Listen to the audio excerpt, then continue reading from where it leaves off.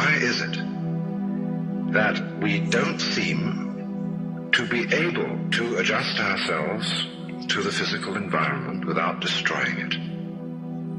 Why is it that in a way this culture represents in a unique fashion the law of diminishing returns, that our success is a failure, that we are building up, in other words, an enormous technological civilization which seems to promise the fulfillment of every wish almost at the touch of a button. And yet, as in so many fairy tales, when the wishes finally materialize, they're like fairy gold. They're not really material at all. In other words, so many of our products, our cars, our homes, our clothing, our food, it looks as if it were really the instant creation of pure thought.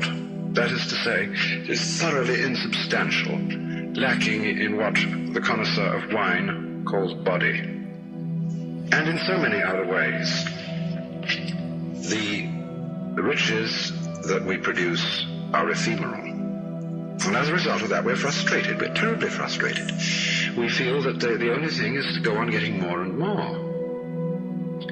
And as a result of that, the whole landscape begins to look like the nursery of a spoiled child who's got too many toys and is bored with them and throws them away as fast as he gets them, plays them for a few minutes. Also, we're dedicated to a tremendous war on the basic material dimensions of time and space.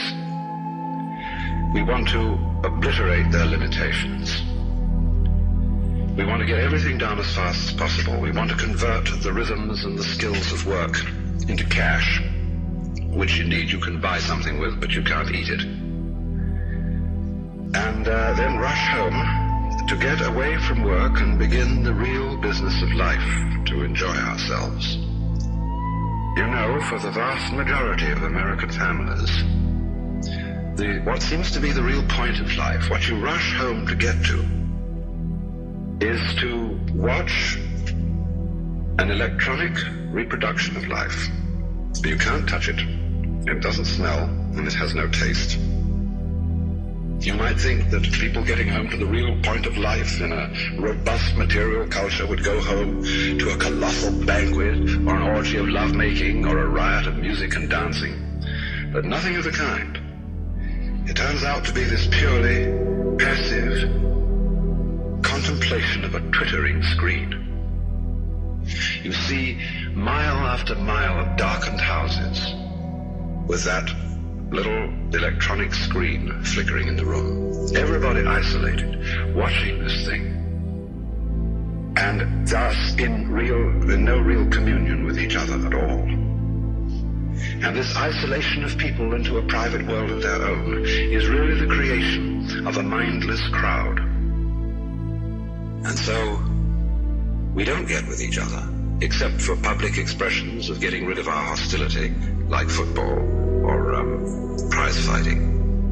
And even in the spectacles one sees on this television, it's perfectly proper to exhibit people slugging and slaying each other, but oh dear no, not people loving each other, except in a rather restrained way.